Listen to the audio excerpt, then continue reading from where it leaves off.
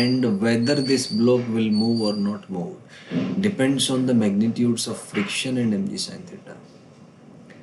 If friction is greater than or equal to mg sin theta, then block will not move. And we take friction at the extreme points at the moment where it is just about to begin. And at that limit, the friction is the limiting friction, which is equals to mu times normal reaction. So the condition is that mu1 should be greater than or equal to mg sin theta. Normal reaction is mg cos theta, as we have calculated in the previous step. So this should be greater than mg sin theta. So mg will get cancelled out. So we get mu greater than or equal to tan theta.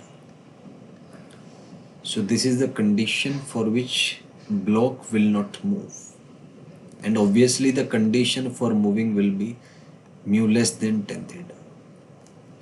So these are the concepts which we have fetched from this. Now see how PYQs have come on this concept. Let's see the PYQs.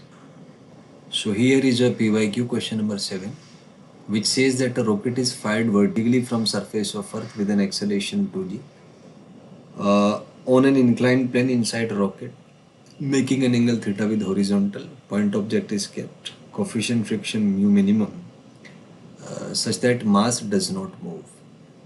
तो ये problem कुछ ऐसा है कि इसमें एक rocket है, rocket 2g से मूव कर रहा है और इसके अंदर एक इंक्लाइंड प्लेन है थीटा एंगल पे. तो यहाँ पे हम इफेक्टिव ग्रेविटी लेंगे तो 2g की वजह से अगर हम वेज के फ्रेम ऑफ रेफरेंस में देखें तो एक शूडो फोर्स 2mg नीचे लगेगा और mg इसका अपना एक्चुअल वेट है.